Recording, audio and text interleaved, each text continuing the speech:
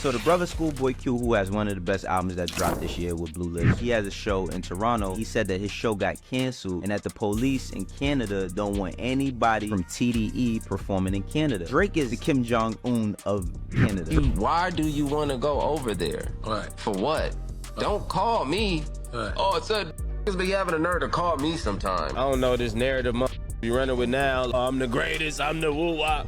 But I have senseis, and I won't even try to be better than. All I can do is just be the better version of myself. And somebody like Kendrick Lamar, like what? I'm blessed that that's one of my friends. The fact that that's my friend, homie, like I came up with cuz, it's like what? That's a blessing in itself. So word on the street is that Drake is flexing his power in Toronto, allegedly turning the city into a no-fly zone for anyone affiliated with Kendrick Lamar. I know, right? It's like we're living in some hip-hop version of Game of Thrones or something. Let's break this down, bestie. The latest development in this saga involves Schoolboy Q, and it's got everyone talking. Apparently, Q's sold-out show in Toronto got canceled at the very last minute. Now, that's enough to make anyone upset, but the plot thickens. Schoolboy Q took to social media to explain the situation, saying he was told the Toronto police pulled the plug on his show due to safety concerns. But here's where it gets interesting. Some people are side-eyeing Drake, wondering if he had something to do with it. Now, I know what you're thinking. That's a pretty big accusation, and you're right, it is. But let's look at the facts. The venue where Q was supposed to perform History is co-owned by none other than Drake himself and Live Nation. Coincidence? Maybe, maybe not. Adding fuel to the fire, Drake decided to hop on Instagram and throw some shade. He posted a mirror selfie, looking fine as always I might add, wearing blue shoes. Now, this might seem innocent enough, but eagle-eyed fans were quick to point out that it could be a reference to Schoolboy Q's track Blue Slides. Talk about subtle shade.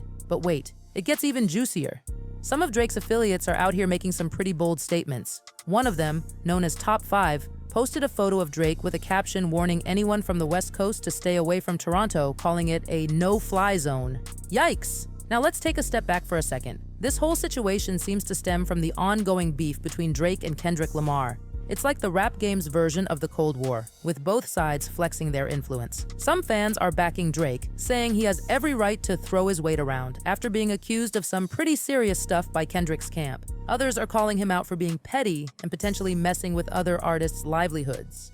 On the flip side, Schoolboy Q and TDE, Top Dog Entertainment, are not backing down. Q took to social media to remind everyone that if they wanted to start trouble, they could have done so when OVO artists performed in LA. He's basically saying, "We took the high road, why can't you?"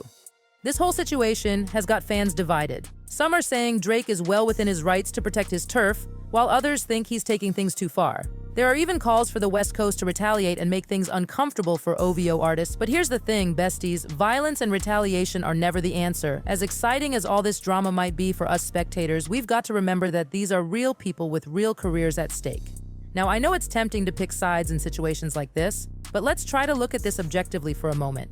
On one hand, if Drake really did have something to do with canceling Q's show, that's not cool. Artists should be able to perform for their fans without getting caught up in someone else's beef. On the other hand, we don't know the full story. Maybe there were legitimate safety concerns. Maybe it was all just a big misunderstanding. The truth is, unless Drake or Schoolboy Q come out and directly address what happened, we're all just speculating. What we do know is that this beef between Drake and Kendrick seems to be affecting more than just the two of them. It's spilling over and potentially impacting other artists and their fans. And that's where things get complicated. Let's talk about the fans for a second. Imagine you've bought tickets to see your favorite artist. You're all hyped up, and then boom, the show gets canceled at the last minute. That's gotta be disappointing, right? It's not fair to the fans who just want to enjoy the music. And what about the artists caught in the crossfire? Schoolboy Q isn't even directly involved in the Drake-Kendrick beef, but here he is, potentially facing the consequences. It's like being punished for who your friends are, and that doesn't sit right with a lot of people.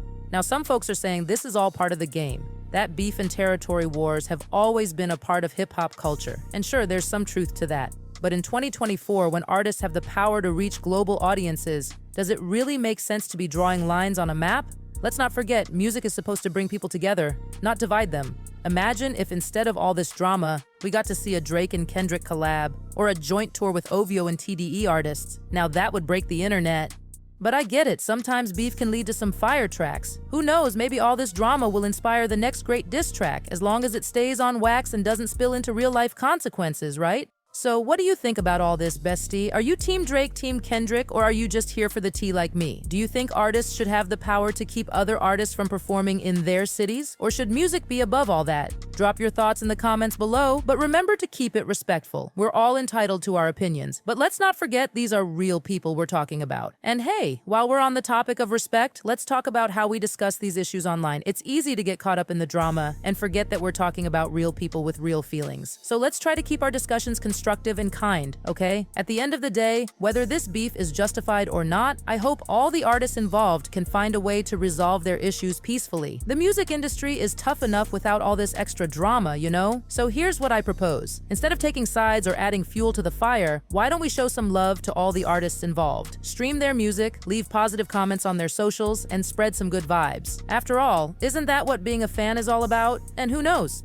Maybe all this drama will inspire some fire new tracks. I, for one, can't wait to see what both Drake and Kendrick come up with next. And hey, Schoolboy Q, if you're reading this, we hope you get to reschedule that Toronto show soon. Until then, keep your ears open for any updates on this situation. You know I'll be right here, ready to spill all the tea as soon as it comes out. So, what do you think about all this, bestie? Are you living for the drama, or are you over it? Do you think there's any truth to these rumors, or is it all just social media hype?